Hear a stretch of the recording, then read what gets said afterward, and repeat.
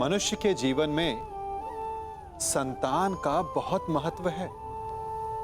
उस संतान के लिए वो कितने कष्ट सहता है, उसे पालता है, पोसता है, और यदि यही संतान संताप का कारण बन जाए तो क्या ये उसका दोष है? अधिकतर ये दोष हमारे लालन पालन का होता है। बचपन में बालक के हठ को मानकर हमें आनंद की अनुभूति अवश्य होती है, परंतु धीरे धीरे अपने बालक के हठ को मानकर उसके हठ के दास हो जाते हैं। एक हठी उद्दंड और असंस्कारी संतान उस सूखे वृक्ष के समान होती है कि यदि जिसमें आग लग जाए तो वो सारे वन को भस्म कर डाले। और स्मरण रहे, जब उसमें अग्नि लगती है तो सबसे पहले वो स्वयं के घर को ही भस्म करती है। इसलिए जब आवश्यकता हो तो अपनी संतान के हठ का विरोध करें, उसे रोकें, क्योंकि यदि समय रहते ऐसा ना किया गया तो भविष्य में इस समस्या के परिणाम गंभीर हो सकते हैं।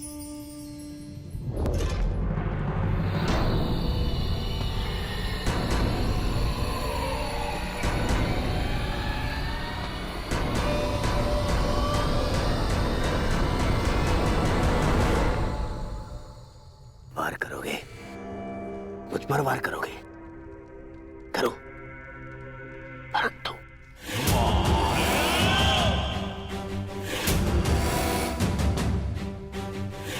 मुझ पर प्रहार करने से पूर्व तुम्हें इन दासों पर प्रहार करना होगा।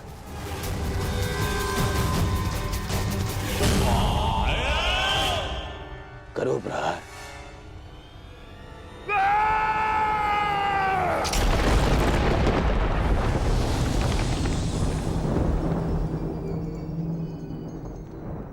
आज सिद्ध हो गया कि समय से बड़ा बलवान भीम भी नहीं,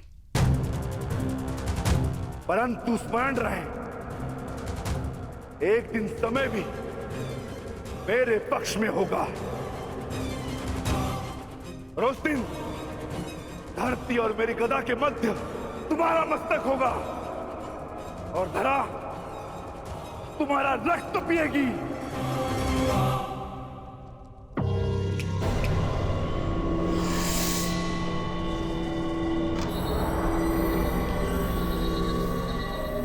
भीम, क्या मैं अब समझ लूं कि युद्ध की चुनौती अब मौन हो गई?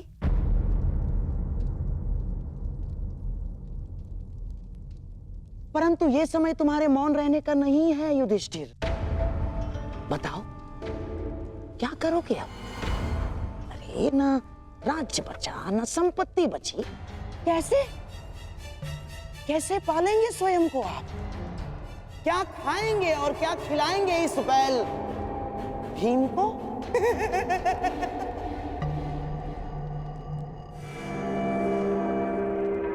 मामा श्री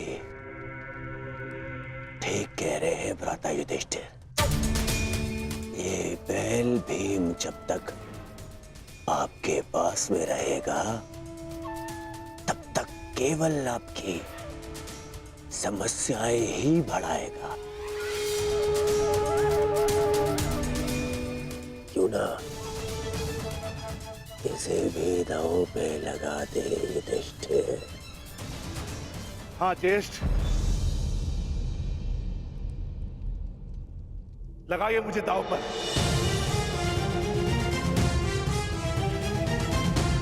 सम्राट, भीम और भाग्य, ऐसा प्रतीत होता है कि दोनों की राशि एक ही है।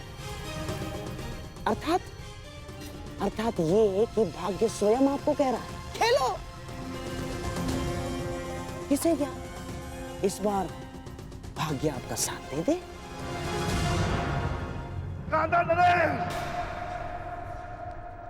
कदाचित भाग्य मेरे ज्येष्ठ का साथ दे न दे, परंतु मैं रिकोदर भीम ये वचन देता हूं कि जिस दिन मैं तुम सबका सर्वनाश कर दूंगा, उस दिन भाग्य को मेरी गदा के समक्ष झुकना होगा।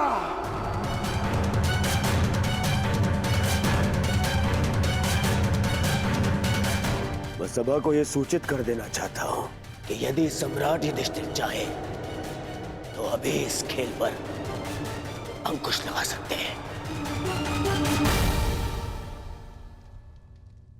और अपने भाई भीम को यहां से लेकर प्रस्थान कर सकते हैं।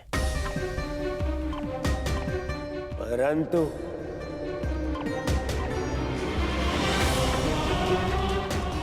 शेष इन तीनों पांडव दासों को यहीं छोड़ के जाना होगा। नहीं,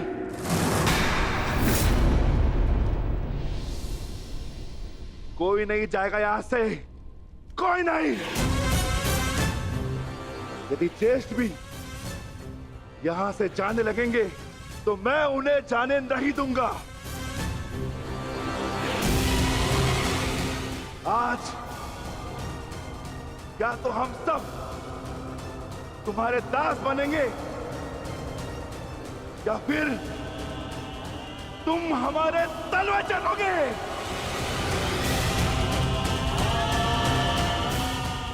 मैं विकोदर भीम अपने ज्येष्ठ की ओर से अपने आप को दांव पर लगाता हूं।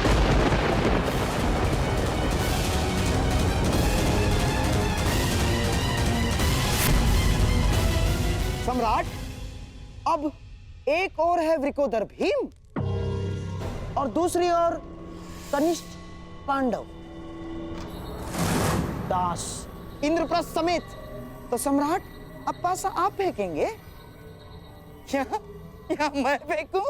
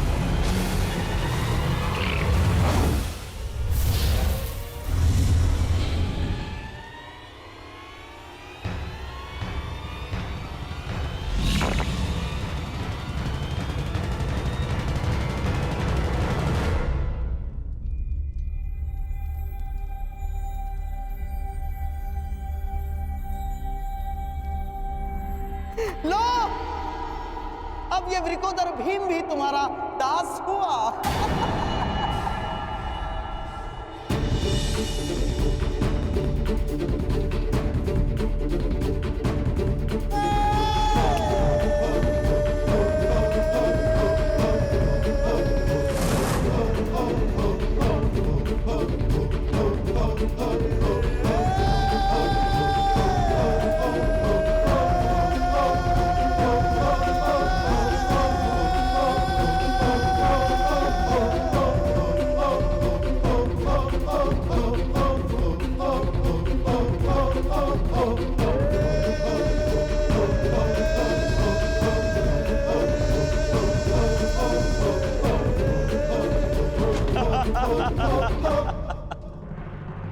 देखना दुर्योधन, इस पांचाली को कैसे निर्वस्त्र करता हूं मैं।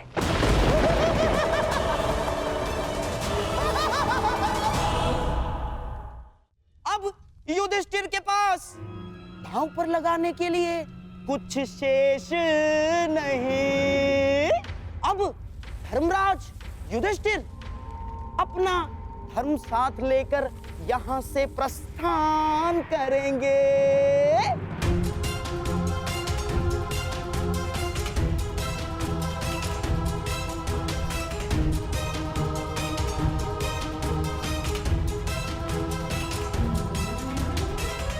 नहीं, मैं अपने अनुजों को छोड़कर कहीं नहीं जाऊंगा। ठीक कहा था सहदेव ने, यदि एक उंगली दास बने तो पूरा हाथ दास बन जाता है।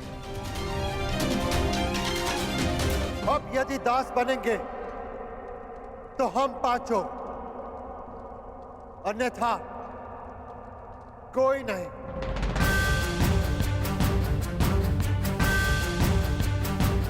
मैं ज्येष्ठ पांडुपुत्र युधिष्ठिर स्वयं को दांव पर लगाता हूं।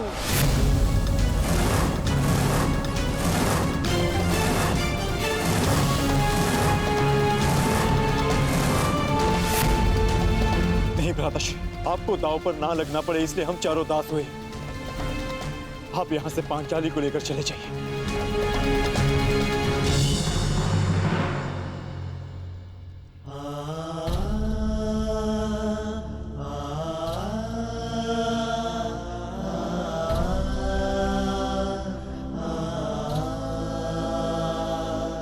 अनुज, तुम सबने अपने ज्येष्ठ के लिए अपना कर्तव्य निभाया है, परंतु अब मेरी बारी है अपने अनुजों का ऋण चुकाने की। मेरे भाइयों को त्याग कर यदि मुझे तीनों लोक का राज्य मिले तो भी मुझे स्वीकार नहीं। अब या तो हम सब यहां से मान और मुकुट समेत इंद्रप्रस्थ लौटेंगे, या सब साथ में मिलके दासत्व भोगेंगे।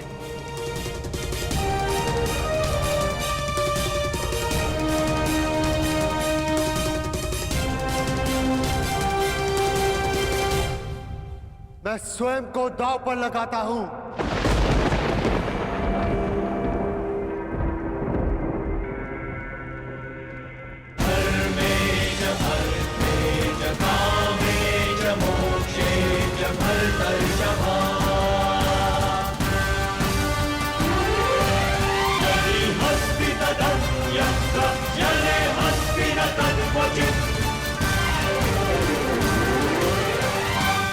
ये कैसा धर्म है धर्मराज? आज तक मुझे लगा था कि दोष मात्र दुर्योधन में है, परंतु इस बार मैं उसे दोष नहीं दे सकता। दोष तुम्हारी लालच का है। लालच, कुछ अधिक पा लेने का लालच, जो खो दिया उसे पुनः प्राप्त कर लेने का।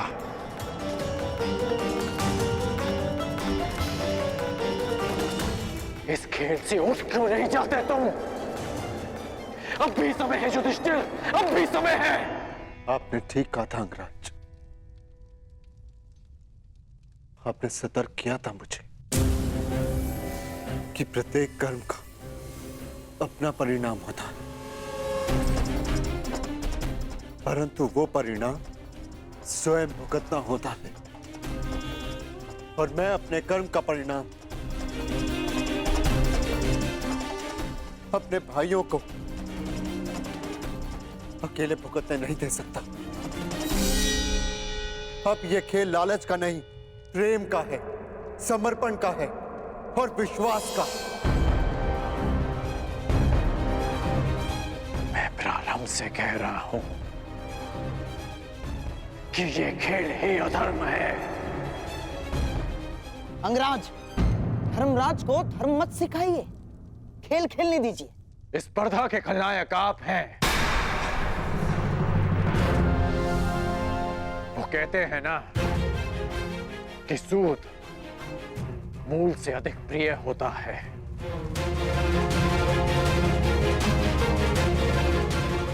युधिष्ठिर ने भले ही अपने भाइयों को दांव पर लगा दिया हो, परंतु आपने तो अपने भांजे को ही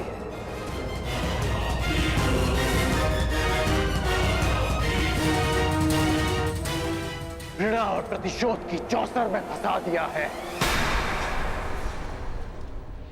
आपका भाषण बहुत अच्छा है अंगराज, परंतु ये कोई वक्तृत्व स्पर्धा नहीं है। धर्मराज युधिष्ठिर की इच्छा का निरादर करने का साहस मुझ में नहीं।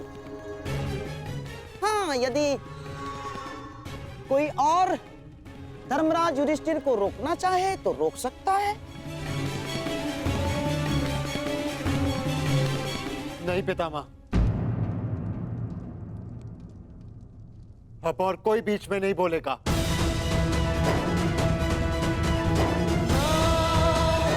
कोई नहीं।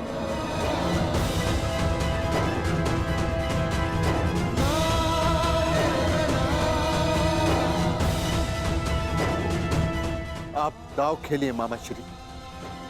ये खेल आपके और मेरे मध्य नहीं, हम भाइयों के भाग्य और इन पासों के मध्य है। खेल प्रारंभ कीजिए। अब होगी धर्मराज के धर्म की आहुति।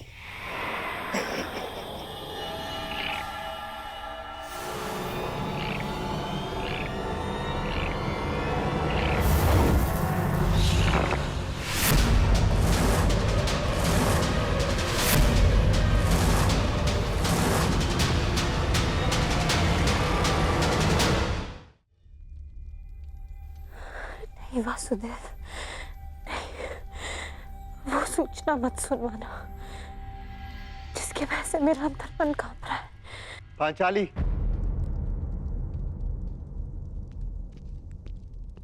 आर्या, अब आंसू बहाने का समय नहीं है पांचाली, मुस्कुराने का समय। हम विजय हुए पांचाली, विजय हुए। मैंने स्वयं को दांव पर लगाकर सब कुछ जीत लिया। मेरे सारे अनुज, हमारी सारी संपत्ति और इंद्रप्रस्थ को भी। मैं फिर से सम्राट बन गया पांचाली, फिर से सम्राट।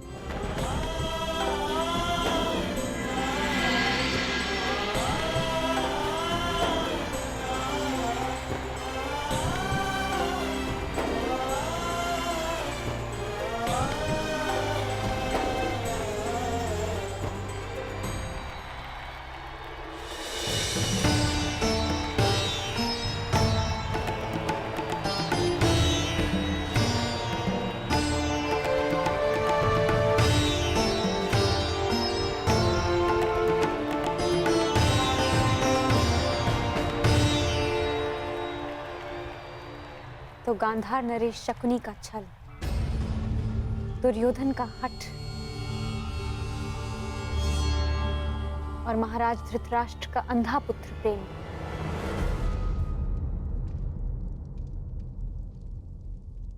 धर्म को हरा ना सके।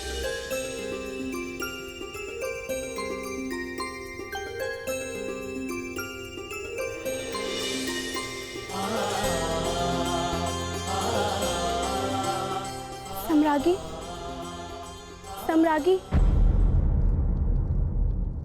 आखिरी चाल में सम्राट ने स्वयं को दांव पर लगा दिया था।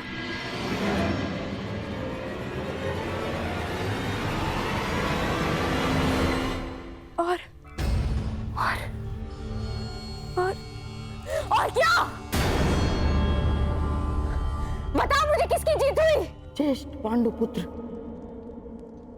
युधिष्ठिर भी तुम्हारा दास हो गया।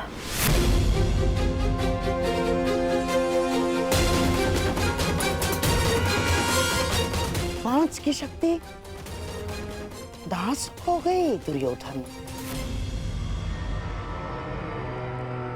जो विजय संसार के सबसे बड़े युद्ध में नहीं मिल सकती थी, वो युद्ध के चाल में तुम्हारी हो गई। अब तुम्हारे सम्राट पद को चुनौती देने वाला सबसे अंतिम पांडव भी तुम्हारा दास हुआ दुर्योधन। अब इस यज्ञ की सबसे अंतिम आहुति चढ़ेगी। भाग्यसेनी द्रौपदी। द्रौपदी